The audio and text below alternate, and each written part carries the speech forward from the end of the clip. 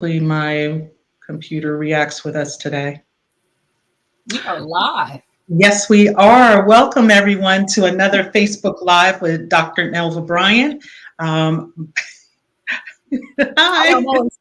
It's I'm sorry. I'm Greta Russo, So, and this is Dr. Bryant. Dr. Bryant, please introduce yourself to everyone. Hi, everyone. Thanks for joining in today. My name is Dr. Nelva Bryant. I'm a veterinarian. I'm working in the airline industry with Delta Airlines. We have these we try to at least every other week or almost have these sessions, Facebook Live, where we kind of talk about different stakeholders in the animal transportation industry. Mhm. Um, and we've been doing it for almost 2 years, I guess now, and I love every minute of it because we get to learn something new every single time regarding uh, pet travel, animal travel, ways to get them prepared for air travel, and I love it. So today we got a repeat person coming back with us. She's going to share information about a pet-friendly environment, but that's what we have going for today. But that's who I am. Greta, please introduce yourself. Oh, well, I'm Greta Russo, and I work with Dr. Bryant in just helping her put together these lives and a few other things, as well as the resident pet parents. So I come up with all the questions for Mhm. our other pet parents out there in the world. Yeah, this is, I got to tell you, Dr. Bryant, Mhm. this was a fascinating week because number one, lots of people came back from Global Pet Expo with a lot of great things to share, new products out there. I saw a lot of really cool things. And I love Global Pet Expo because that's the time you can really meet, especially the new up and coming products and services that are coming out onto the market. But what really caught my eye was the American Airlines announcement. Mhm. And, honestly, it, I guess it was from my standpoint, it was nothing new, but I loved how they used the opportunity to almost like a marketing ploy to get more customers to come to them to show that they're pet friendly. Mhm. I knew from experience that they allowed pets in cabin. I know that they allowed the soft carrier, unless you wanted to use a hard carrier that could fit underneath. I think the news that was new news to me this week was the fact of how they account for the free baggage. But other than that, I just loved how they used the opportunity with their minor change in policy as a huge marketing ploy right before the spring Mhm. travel season. So, what Yeah. is your take on American Airlines' announcement? Yeah. And what we're talking about is American Airlines has relaxed their pet policy, and they're allowing, in a sense, the pet policy has been the same all along. But what they're allowing is before there was a restriction on the number of carry-on bags that you would have. I think it's two, something like two, right? Um, Yes, two. So now they are releasing that restriction, so you can have your two carry-on bags and you can have your pet and everything with them. So they're allowing you to have more carry-ons plus your pet and everything. Now, just be aware, there still is going to be a fee for that pet. There's still requirements as far as them being able to fit in a soft-sided carrier underneath the seat in front of them. It's funny. I think I mentioned to you earlier.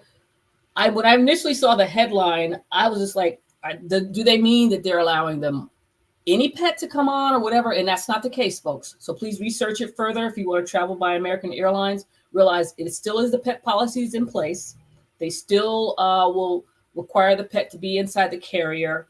It's just basically, like I said, and there still is a fee, but they're allowing you to have your pet plus two carry-on bags with it and everything. And that's my recollection. But I think it's very interesting. And it's showing that the airline, in a sense, is becoming more pet friendly in reference to that.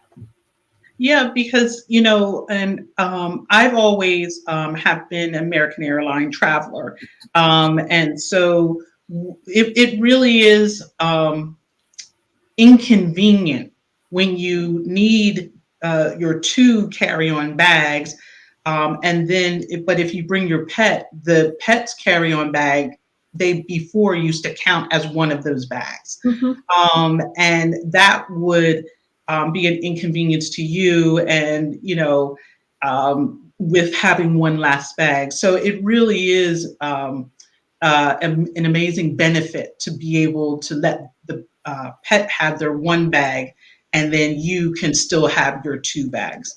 It's still a lot to carry. I don't know if I'd want to have Yeah, three definitely. bags and a Right. pet, but but at least they're not taking away from you anymore, which is Right. nice.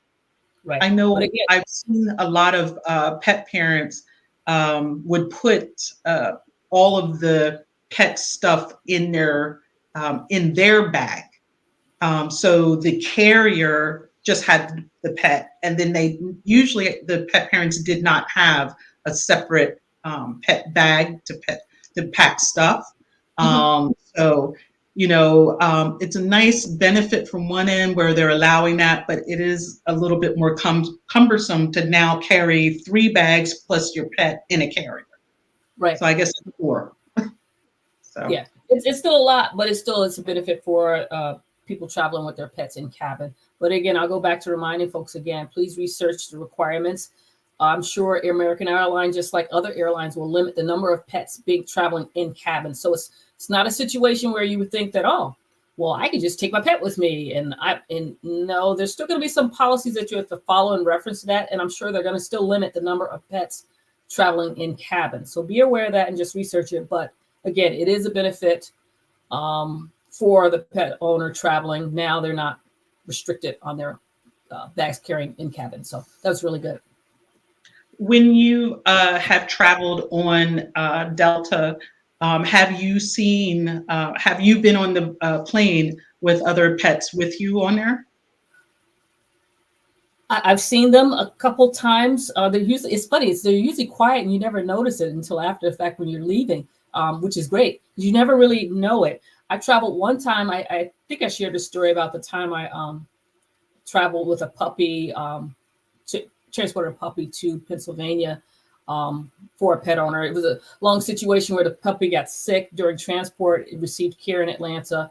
It survived everything, and everything really it survived it because it could have killed it, the condition. It actually it sorry it defecated in a cage. It ingested it, then aspirated, and then it went down into the lungs. So it was really in respiratory distress. It received care here in Atlanta, Georgia, from a local veterinarian. And then it was well after 2 weeks, and we had to get it up to Pennsylvania. And I got me a soft-sided carrier, and I brought it in cabin with me. And it was so interesting because, again, it was so quiet, and no one bothered and everything. But in general, I don't usually know they're present until we're leaving Right. because they're quiet, which is good. They're Really usually good. better than babies and kids on a plane. So I know, I know. Yeah, but I think we should allow more pets than kids. there is a sector that would prefer that too. I'm sure, as far as let the pets go on, forget the babies, but we have to embrace everyone. Embrace everyone. Yes. Yep. Every little person or Yes. every little breathing being. Yes. Yes. Yep. um, I know that, our guest who is getting ready to come on, Beth from Wagtown, I know that her business does a certification program and all that good stuff for like dog parks and restaurants and I think hotels, but we'll definitely find out more. But one of the things that I want to bring up to her is um, I wonder if it's a good fit for her to have like a certification process to make airports and airlines pet friendly. Hmm. So that they have Beth's stamp of approval for being pet friendly. Because I know with other guests, we talked about how some airports they'll have their little section with a community bowl of water that everybody passes by because it's germy. Yeah. I'm sure that place would fail with her inspections, but Hmm. I'm sure when she makes her certification, she probably has suggestions and guidelines. So I'm curious to ask her about that. If it's possible for that to be created, if she should be the one to create it, since Right. her brand is known, and what would that entail? So I'm Yeah, looking forward to having Beth come on. it's a big need to. I mean, the pet friendly, as far as making environments pet friendly, it definitely should grow. Restaurants, dog parks, um, going over to the airport, which I think is Yeah. important, and then the airlines too. Yeah. One thing I know as far as the airports, it seems to me the airports, of course, they'll have they call them the SARAs or the service animal relief areas. They'll have those set up, but there should be some guidelines with those being set up. A lot of them are just have a standard, as you say, in a community water bowl, and that's actually really shouldn't have that. That's how you're going to transmit diseases. Remember, we talked a couple months ago. There was a mysterious disease in dogs. We were talking about a Yeah. respiratory disease, and I was saying that no one has really looked into the fact that within the airports, these community areas, that could be a potential source that dogs traveling can get it. If you bring Yeah. that, I'll get Kitty. Which one is that one? This is Jon Snow. That's okay. But From being, making the airport pet friendly, sanitary, all that goes in there. We just need, I'm sure Beth will tell us all the features because there's more than it. There's a lot entailed, I'm sure, to make things pet friendly. So I'm definitely waiting to hear more what she's been doing and everything. So whenever you're ready, bring her on in. okay, perfect. I have to apologize if it looks like the camera's bouncing. I have what is it, a mouse that you can connect to your thing, and the battery died. So now I'm doing the old fashioned where you got to push the buttons on the computer. So that's why we're going up and down, everyone, and I apologize. Let's see, let's add Beth, bring her on in here. Hey. And here we are. Hi, Beth. Hello, how are you ladies? Great. Good, good. How are you? I'm doing well. It's almost spring. Yes. Well, let me introduce Beth to everyone so that we can get this party started. Everyone, please help me welcome Beth Miller, founder of Wagtown, nonprofit and recognized as the dog-friendly expert, which that is a trademark statement or hashtag, has spearheaded a groundbreaking cultural shift towards creating livable cities through her unparalleled aggregation of primary research. Yeah, I don't think she's aggressive. I know. That's why I was like, part of me was like, stop. Sorry, time for it, right? Sorry, Beth. Her pioneering work in market development has transformed urban landscapes, championing inclusive environments for both pets and their owners. Beth's visionary approach and dedication continue to redefine standards, paving the way of vibrant, pet-friendly communities worldwide. Everyone, please help us welcome Beth Miller from Wagtown. Now, hold on, we gotta get the clapping going. Let's see. There we go. Yay! We're official now, Beth. Man, we didn't have exciting. Well, we didn't have the clap when you were here last time. We just pretended. Very good. Glad to have you, Beth. Glad to have you back. So you definitely have to update us. And to continue on our conversation we had before bringing you on, like I said, what are the features that make things pet friendly? That will be the question I would add. Number one, I would like to know. And then secondly, how can that fit within the, say, an airport or an airline to make things pet friendly? Yeah. Well, I was listening to your conversation. I'm like furiously writing notes because it's exactly what you were saying. Okay. So when you mentioned, the bigger companies saying, okay, we're going to be dog friendly, we're going to be pet inclusive, that kind of thing. When you think about it, like back in the olden days, right, you could smoke cigarettes on a plane. There were a lot of things that if you introduce those today, people will be horrified, right? And when you look at the restaurant industry, having dogs on the patios outdoors would have horrified people. So there are a lot of things that have changed in terms of travel and tourism. And to your point, what's pet friendly for pet friendliness and what's being done in terms of a marketing initiative? And my background is 30 years in marketing. So I love marketing. I love everything to do with it. I love marketing strategy. And I love dogs and animals, but I really love the fact that I can take what I've learned and put it into culture shift with something that I also love.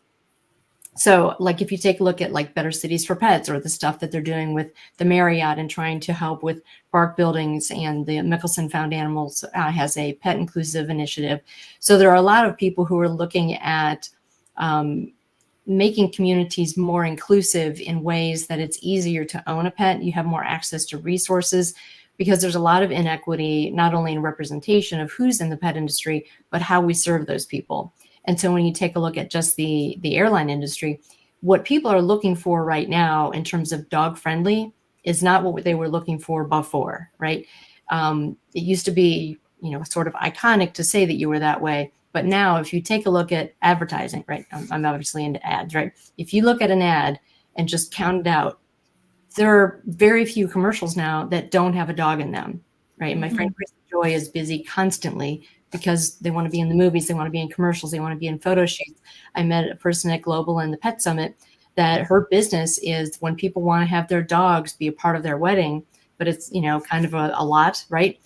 She will manage the dogs, put them in appropriate attire, bring them in, handle them, train them for what they're supposed to do, and then watch them and have an enriching experience for them so you can enjoy, right? And it's like, thought, right? And so instead of it's just like they can come and the venue will allow it, now we're looking at how can I create a new business with a new revenue stream for a person who has pivoted and taken their skill set in photography and event management and added enrichment to the dog's experience at what is traditionally a human space.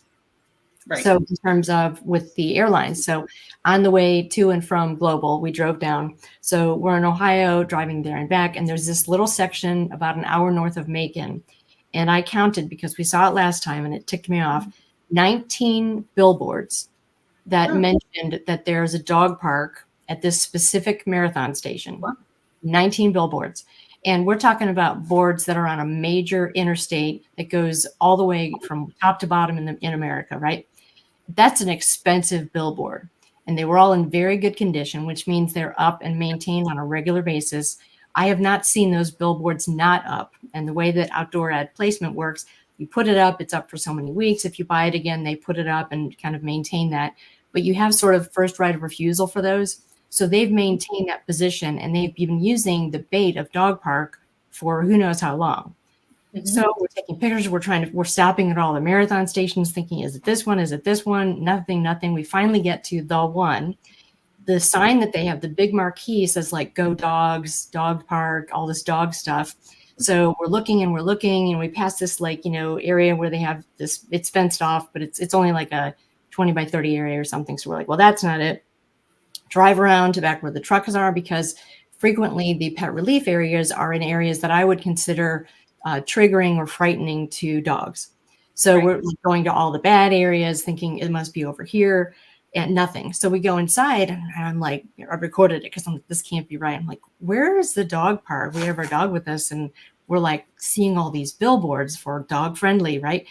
And she's like, oh, it's right in front there. I'm like, you mean the fence thing? Like right by the entrance where all the cars come and go? And she just looks at me. She's like, yeah. And I'm like, so that's the dog park? And she goes, yeah. Wow. I mean, she was really embarrassed by it. And I'm sure that a lot of people don't come in and, give her a mess about it. But it just really ticked me off as a marketing person, because that's the whole problem with dog friendliness, right? You mentioned the dog bowl thing, right? If you ask someone, is your community dog friendly? One of the first things that comes out of people's mouths is, it's so adorable. My favorite restaurants have these little bowls with dog bowls and then I know they're dog friendly. At the same time, people will say, I never go to a dog park or an off-leash area because they can get too many diseases. So it's not okay to go to an area that has an unconfirmed, space that clearly is going to have some germs and bugness about it. But those are everywhere in the community, and we're celebrating a bowl full of potential germ bowl, right? And we're like, hooray, we're dog friendly. Right. It's marketing. It's not providing enrichment to make the dog's life better, and therefore a better enriching experience where we can benefit in addition to them on, longevity and loneliness prevention, social emotional wellness, physical wellness, connectivity, knowing your community better, getting you up and active, being able to contribute, like that woman that does the wedding program.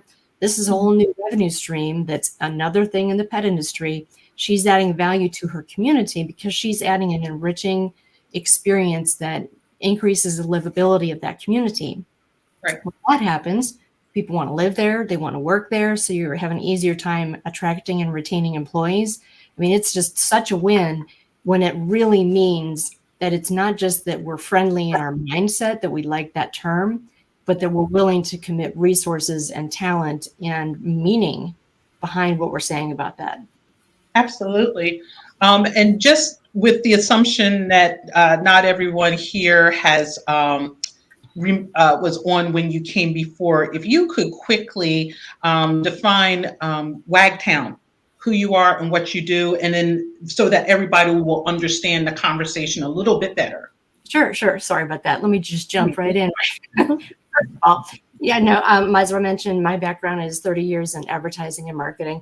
And while I owned the agency, my partner and I really leaned into a lot of nonprofit initiatives and, gave it away basically because we fell in love with the passion that people had for this. So after my years of that, I decided to jump when Tom and I were looking for where do we live next?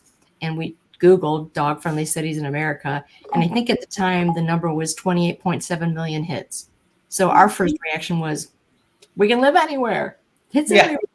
But then when I started to really do a deep dive where, go through 7-8 pages of the results, it's like marketing. And I'm like, okay, now we don't know where to go. Because then you show up and it's like, they're doing this cool thing, but one day and for 4 hours and then we don't allow it, right? So it's not really an environment where that's a practice and something expected.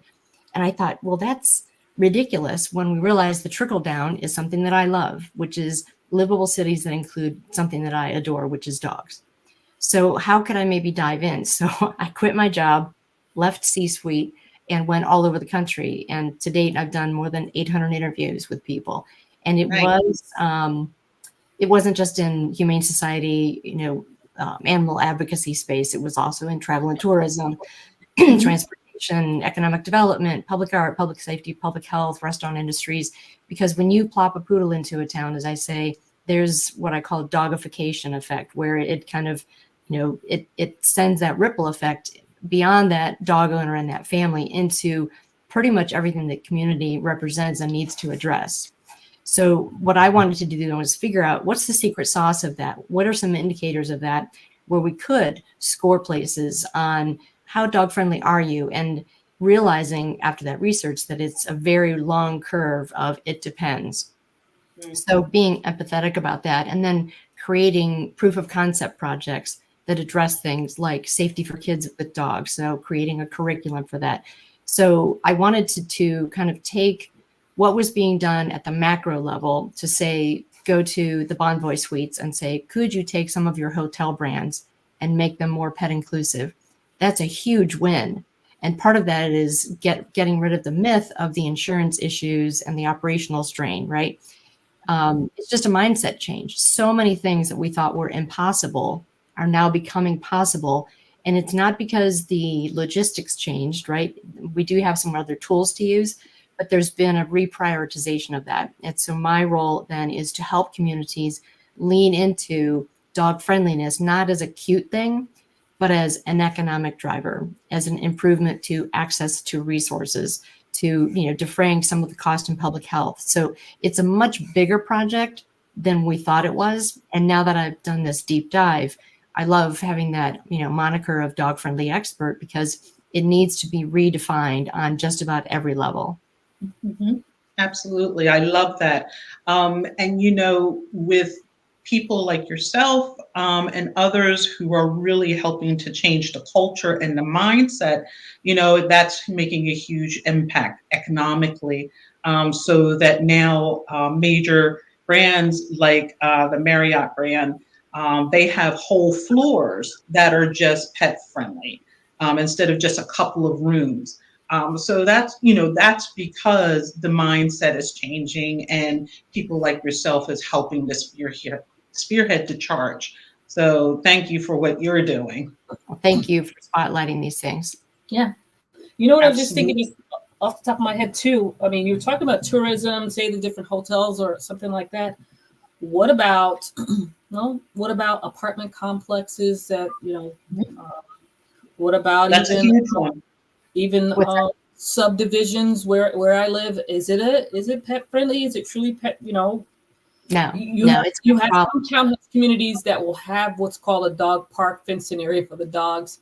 Yeah. I've seen those, but again, that's something that, is it truly pet friendly? Because the one I've seen, not far from where I live, it was just a fenced in area, just like you saying on the false advertisement thing. Get there and it's just a fenced in area. Yes. Is it really a dog park? Is it really pet friendly? So Yeah. expand in multiple ways with this. Yeah, there is a big hurdle in front of us. We do have Mm-hmm. companies like Bark Buildings who they were supported through the LEAP program where they're going individually they started in Jersey and they're kind of moving forward where they work with the people who do management and ownership and development of multifamily housing for them to understand that we're running out of inventory. There literally are no places for people to live when they have a dog. So if they're full because they want to have a lot of people in there, but they're losing sight of the fact that when I spoke with the National Recreation and Parks Association, Rich Dolish really spearheads like what's happening, what's coming up. And he literally said in his 2021 report that it's time to consider dogs as taxpayers and build a family. I mean, I was like, okay, this is where I needed it to go, right? So this process of dogification really gets into how do we approach saying to somebody, oh, and we're dog friendly. But then you get there and with your apartment, well, like we have Rocky was our Great Pyrenees. He was little for a period. He was like 85 pounds, but to an apartment complex, that's gigantic, right? Yeah. So, we ended up that they let us move there. We just needed it for a year, but they made us put rugs on the entire floor of the whole place, right? So that we were okay. We didn't had enough money to do that. But imagine if you didn't, right? You already have a big dog with big expensive, big veterinary stuff based on their size. And now you have to buy floor coverings for this whole thing. And to your point, what about the kid with the pogo stick, right?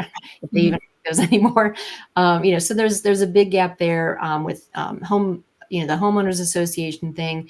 Their role is to bring in buyers to put in amenities. So a lot of times you'll see a pool, right, a community. But then you realize after you've lived there for a while, 5 years later, the tiles are coming off, right? They promise to build a soccer field because then they can put it on the planogram for what that community is going to be like. And so they show things like a pool or nearby amenities and shops or fields or dog parks. So that becomes this illusion of enrichment and lifestyle. And just saying that there's a soccer field for some reason is like kid friendly. They're going to make friends. They're going to be athletic. There are all these like hidden promises in our own mind based on expectations.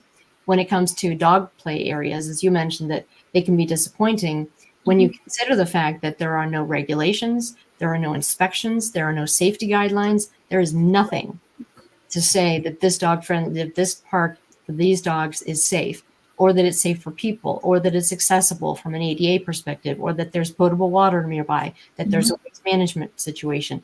And there really is no company taking that on. So I'm in conversation with some people who want to jump into that market because there's the interest in that. And we have a lot of don't go there because there can be problems, but we don't have enough people saying, here's an idea. With technology, with AI, there are some ways that we can use to monitor those situations, to create more safety, and to just create a situation where when you're building them, you're not doing it in a vacuum because it is difficult. People think that they can build a really nice dog park for about 25K. And I hate to tell you, but you can't, right? So it's just like anything else. Being on the plane, they're allowing it to happen by putting it into a soft shell and sticking it under the seat that you're underneath. And I would guess is a very frightening situation. And I know from Nelva saying you don't trank the dog, you don't tranquilize them and then stick them in that environment. There are certain dogs. I was just doing a Zoom 5 minutes ago with a woman that had for her Frenchie with her. No, right? It's not going to work for her.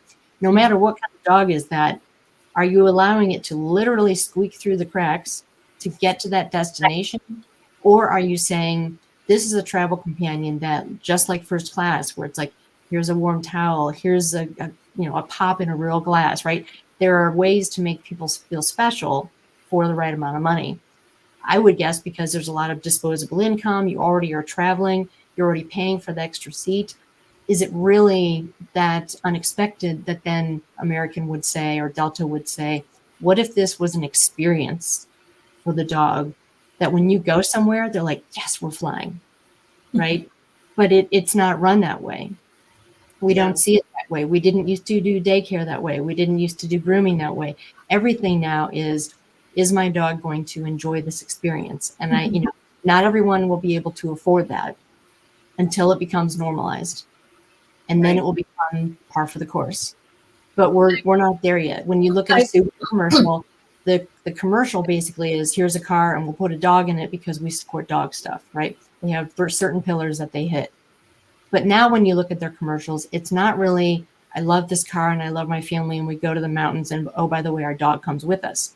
Now there's this journey story about your kids making memories with your dog, and the dog and the experience become the message, and the car is just the way you get there. And so they've created a story around this creature instead of them being an accessory. That's the difference. Right, absolutely. I've always thought, as far as traveling, a lot of times people don't prepare their pets for travel, and it's almost like they're the afterthought. And I think that's been the mindset in the past. Your pet has been the afterthought. They've been the tag along.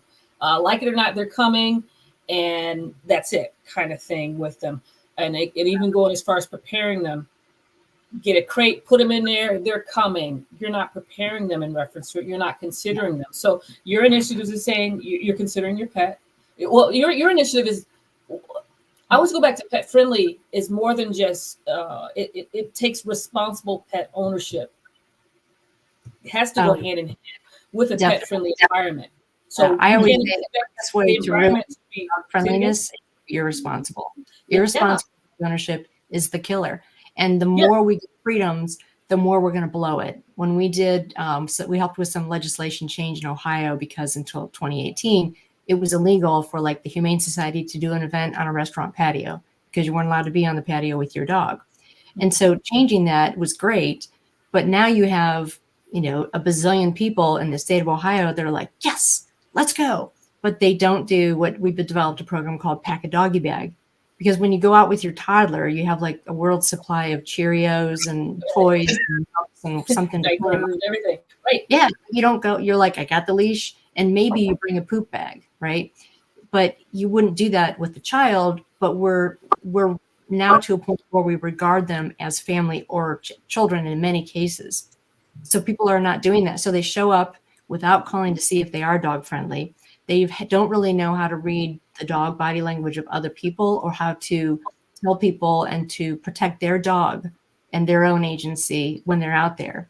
As a result, you end up with conflict, and you end up with miscommunication, and you end up with people losing the right, so to speak, to go to that restaurant in the future because of one person who was irresponsible. Mm-hmm. Right. Unfortunately. Right.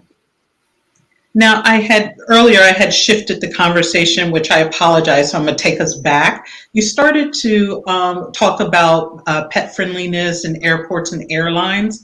Could we just go back to that for a second again? Sure. So I guess one of the things I brought up before we brought you on was, number one, is it possible for airports and airlines to give you a call and say, hey, we want to become pet friendly, and use that as part of our marketing? Can you help us create a program? Are you the person they should be connecting with? Yeah, absolutely. When you guys were talking about the fact that it's yes or no, can you come?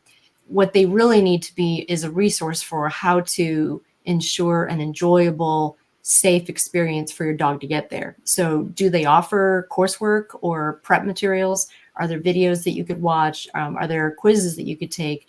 Are there things, I know that there are, checklists that Nelva has talked about in terms of check with your vet and make sure that it's safe for them. But there's not a lot of investment of, here's what your experience is going to be like. So we have the big companies that are pushing over what I would call the leaning tower of Pisa of things that are just about ready to fall over, right? Like, let's let them on a plane. You get enough money behind that and a big enough brand, they're going to topple that over. But what's missing is sort of that, those nuanced things that can happen in travel. Like we all go places where they're like, I know they're not the whatever, but I love the fact that they do XYZ, right? So it becomes your favorite place. And many times it's a loyalty creator that maybe somebody hasn't thought of. And so I think they need to be much more creative. I know that they're starting to do certification. The certification challenge is that when you certify something, you have to have accepted standards and you have to have a way to review those on a regular basis to make sure that they're doing those. So I think that needs to be mandated by a much larger group. And then there's opportunity for entrepreneurs and other groups and initiatives and perhaps even 501c3s to kind of enhance that experience. When you look at like USO, they have those stations at many of the airports where they recognize the service of the people who've been in the military and they provide support, even if it's a bag of chips and a Coke and somebody to talk to.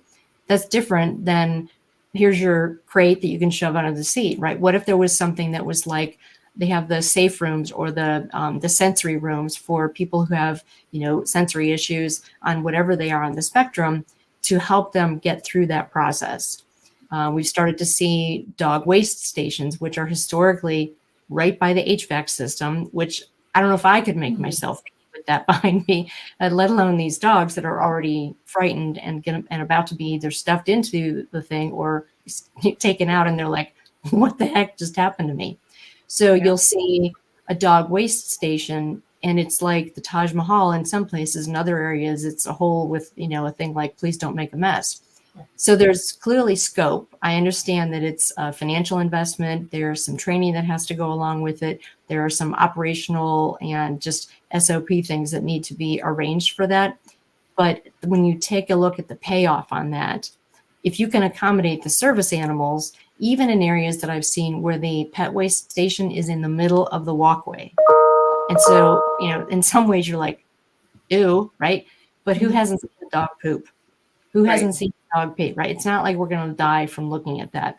It's easier to manage. You can move it around.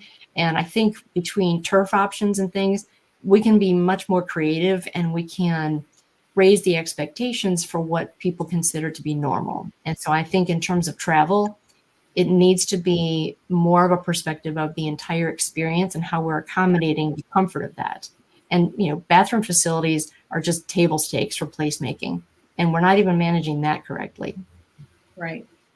Now, I know probably because I'm driving too fast to get into the airport, but I've never seen an area outside for dogs and maybe cats if they bring them on the plane.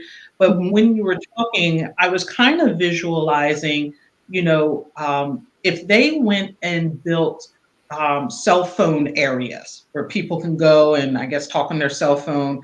Why couldn't there be on the airport property a dog park so that it's an area where not only can the dog just, get out and stretch his legs, maybe do one last pee or poo. Hopefully you'll bring your own supply of water, but maybe they have some kind of sanitized fresh water there as well. Before you take them into where all the sounds are going to drive them crazy. And I'm only thinking about this because our last Facebook live person was on here talking about all the unique sounds at the airport and how it's a different experience for them than us because of all the scary sounds. And she recommends acclimating your pet first before you get to the airport to those sounds. And so, I love how we're finding all these people that are just adding to how we can make a better trip for these pets, because these are all things I don't think most people have ever thought of, especially the sounds.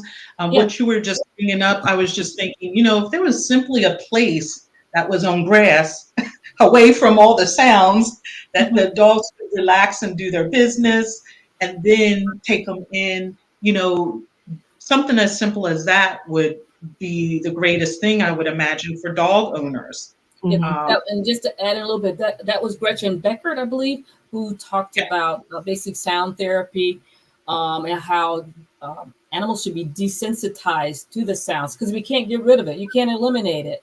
So Right. get them desensitized to the various sounds they might hear during transport, and everything will definitely help them. And look, and add in further with other conversations we had on Facebook Lives.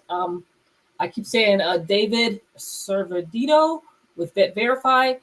I don't know if you met him. I mentioned that I want you guys to meet because he has something with Vet Verify that in my hand goes in hand with Pet Friendly. So if I have not made the introduction yet, we need to do that soon. And Yeah, everything. I've spoken with him. There are so many different tools now that people are coming up with. Greta, I love what you were talking about in terms of having something available to that. Most of the time when I've seen something where it's outdoors, even when you think about when you get off the plane and you're waiting for your Uber or whatever, it's pretty insane. There are cars, people are beeping, there's a lot of yelling. It's usually like at the very end past the gate area. It'll be small, and it literally is mostly by HVAC or some other big piece of equipment. So you've got something that's fairly scary there. The other thing that I noticed that I didn't think of until a few months ago when I ran into it, if you get there and you're ready to roll and you have your dog and you're ready to get on the plane and you've already gone through security, where do you pee? Where can you let your dog go to the bathroom before you get on the plane? That's Nowhere. something that's definitely needed in the airport. Should have signage, something to assist folks of where are these relief areas? Where are they? We can have a whole room for smokers. Then we can have a whole room for dogs. And your point, like if we had Derek Garrett's thing, Zounds, right? If there was a room that was playing Zounds and that you had maybe people who could read the dog's body language and identify this dog is having a meltdown, they need to have some kind of, either massage or special music or something to work with either a pet psychologist or work with their parent in a way that was trained by the airline or by that airport of here's the best way to have a terrific visit with your dog. In terms of having a space for them to go, in my opinion, it should be done indoors. It should be in an area that there's not this frightening moment for them right before they get into the airport. Then they have to pee. If you want to, you have to come out of security, go to the bathroom, come back in. And I don't know the rigmarole of training or of traveling with the dog. I've not done that. So I'm sure it's a whole process, right? So trying to get in, and then you're the crazy dog lady. And then when you start to see people coming with strollers and wagons, then you get the real side eye of like, are you kidding me? Right? Those people, that's the customer now. If 85 to 95% of people say, that's my kid, then what the heck are we doing? We're basically saying, I appreciate the fact that you think it's a kid, but for us, it's just a pain in the butt. And that's the experience now. Yeah. Well, I love what you just brought up because I think if every airline has their own little VIP suite. That's usually massive. You can get massages in there and do some business. They feed you and all this other stuff. There's a bar. So maybe a part of that, or even on the side of that, a dog relaxation room. So you as a pet parent with your dog or even cat can go in there. They can get out. They can go to the bathroom with one of those indoor potty areas you can set up. And maybe there's a bar of some dog bones or something like that, and somebody to give out fresh water, like water bottles and stuff. That would be brilliant, and probably cost less than building something outside. Well, and here's the thing you need for them to remember: brand loyalty and revenue stream. That's, just if the reason those VIP rooms exist is to make money. Right. The reason those dog rooms would exist would be to be relevant, to change their brand identity, but to make money. Can you imagine? Dog people, pet people in general, spend a ridiculous amount of money on their pets. And if they're traveling with them, which now I think is like 36% of people, Nelva, you would know that number. That's a third of your audience is looking for a better experience for their travel mate. And just because they have 4 legs and, probably have a dress on, right? That still means that that's something where people are willing to, and I think what there ought to be is different layers of that. There should be table stake stuff as far as the basic necessities of go to the bathroom, clean up, is there a first aid problem, right? And then you get into the added features. Maybe you buy into those. Maybe those are sponsored by somebody, right? And so all of a sudden you have an opportunity for a brand to extend to a new audience, right? So we're not thinking about it in a business way enough, but dollars follow dogs, and we're not taking advantage of that enough. Absolutely. And you know what, from a pet parent's point of view, the VIP room for a year's access is, depending on the airline, is anywhere from 500 to 1,500.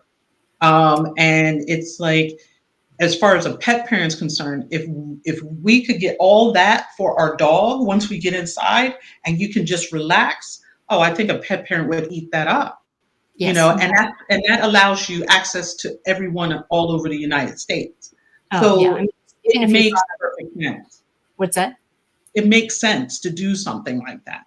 Yeah. I mean, if you think about it, it could even become a showroom for innovations. I mean, unfortunately, the pet industry is very unregulated in terms of a lot of stuff. So you could have all kinds of product launches and people that have services and amenities that they could showcase in there. I mean, it's the perfect place for it. So it would pay for itself in terms of affiliate and marketing and advertising and sponsorship, plus the membership fees. So if they see it as this gigantic opportunity, now granted you have training, but then you have this ability to be so different from a very homogenized brand proposition of flying somewhere.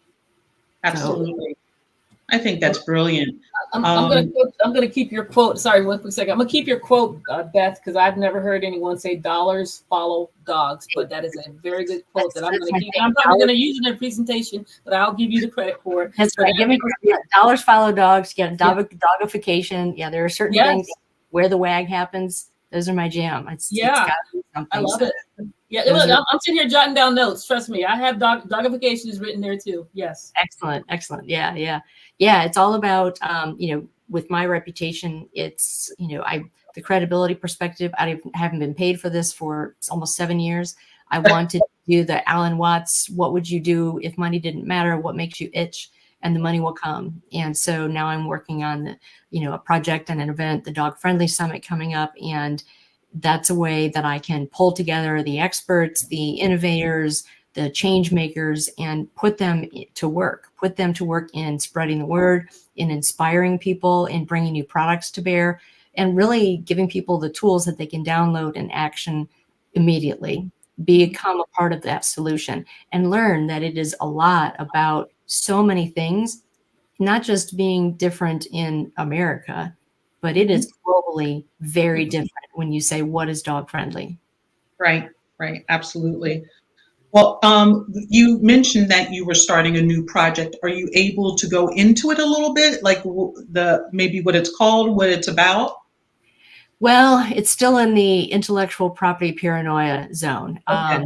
There are some connections that are not being made to make this possible. And we do see a lot of money being invested in marketing campaigns, which I love because it raises awareness, but the nuts and bolts needs to be addressed. And the ability for me to see that at the 100,000 foot level, but having been down in the weeds to find the answers, all of a sudden, about 2 years ago, it was like, bam, there it is. Like, this is how we do it. And so with, these conversations at Global and the Pet Summit and relationships that I've groomed over the last several years have empowered this solution. So I can't talk about it just yet, but just it's socks up because it's going to affect your industry as well. So it's exciting. Yeah. Well, we hope you'll come back and talk about it because we'd love to share it with everyone. Like I told you, this hour would fly by, but I don't want us to get out of here before you tell us about your book, Tucker Finds His Forever Home. Thank you. Thank you for bringing that up. Yeah, when I did the curriculum, we won a grant of $20,000 from Mars and the Better Cities for Pets program with the U.S. Conference of Mayors. And the curriculum was to, like I talked about, talk with kids about responsible. And the idea being that if we start conversations in the classroom, those are then transferred through take-home activities and things to begin conversations in the living room.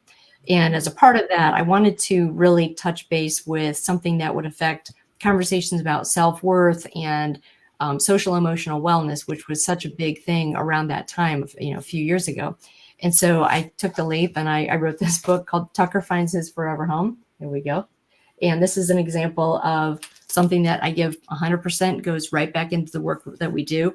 And it talks about a young pit bull named Tucker who is abandoned because his townhouse is evicting them because they have a pit bull.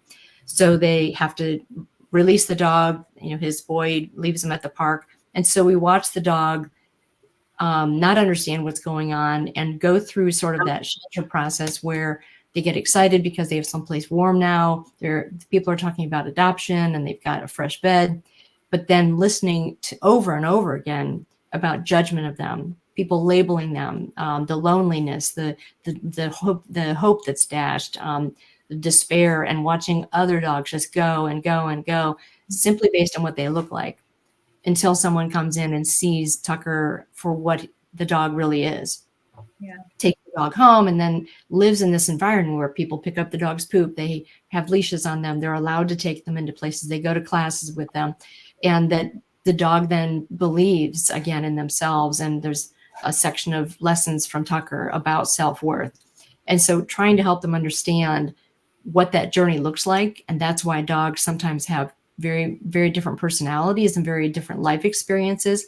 And at the end of that journey, there needs to be an amount of reward for that in terms of unconditional love. And if we can bring them into a community that celebrates them as a part of the family, like a Wagtown sort of thought, that's the goal. So we put this together and I was very pleased. It was selected as the AKC Family Dog Book of the Year. And I thought, this is great, because I was nervous to take on something as heavy as discrimination, but it's been really well received, and in libraries and daycares and in other countries, and working with people working with street dogs in Mexico. And so, yeah, the impact has been just wonderful. So thank you for bringing that up. So yeah, if anybody wants to buy one. Where can that be purchased? Is it available on Amazon, or where can we purchase that? It is available on Amazon. If you go through BookBaby, which there's a link to it on Wagtown.com/book. We make like 3 times more if you don't buy it through Amazon. So, but either way, it goes toward helping the dog. So thank you for bringing that up. That's awesome. Absolutely. That story is so true for so many animals, and it's so sad. It is just so sad. You wouldn't want to do that to a child. So I would think you wouldn't want to do it to your pet. There's a lot of people not in the financial situation where if they're where they were living, whether it was in a hotel or, apartment, or, a house that they're renting, if they said that to them, do they have the funds to move? Some people don't have that ability. And that's where, the challenge comes. I don't know, for me, I would think if you would never just throw your human kid out in the street, why would you throw your dog out in the street? I don't know why I never thought of this, but when you just said that, what did that say to that little boy who had to take the dog out and put it in the park? Yeah. Can you imagine what that did to that boy? Yeah.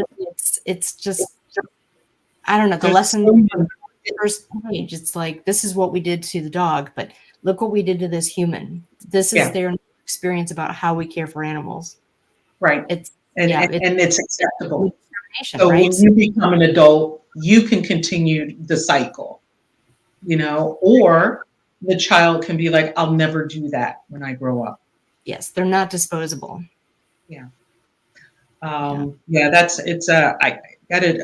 just know, just from working with rescues, I've just know so many of those animals that ended up in the shelter because of that exact story. And it's so sad. And especially for pit bulls, they're one of the sweetest dogs. Sweet. They're less violent than a Chihuahua. Right. So, right. It's, I'm sorry, I didn't mean to make the mood go. It brought back so many memories. That's why it was triggering. So it's a great story, and I'm glad you got it out there and it's doing so well.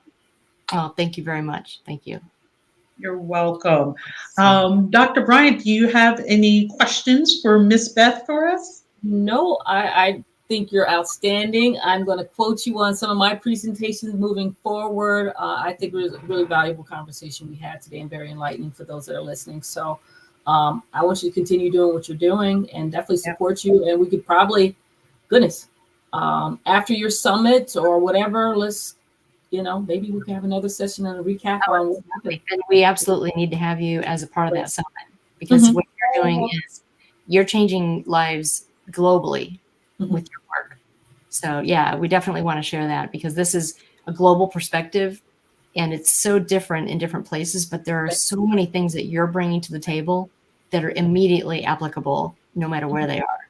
So thank you. And trust me, we need to figure out the perspective. How can we make an airline more pet friendly? What can be some things there that we can potentially do? And I love your idea of, even to give an idea of the experience, because no one really has it down in one place. What would the experience be like? I mean, I know we can't really fully say, I'm not a pet, I don't do it, but what will your pet experience going through this process?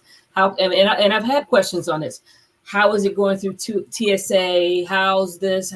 All these different questions that can come up, and we need to probably start addressing them and showing this is the experience that they're going to have. I mean, of course, we can't fully give it as an animal, but this is what you're going to encounter. And maybe that will help better prepare that pet owner traveling with that pet, knowing what's going to happen.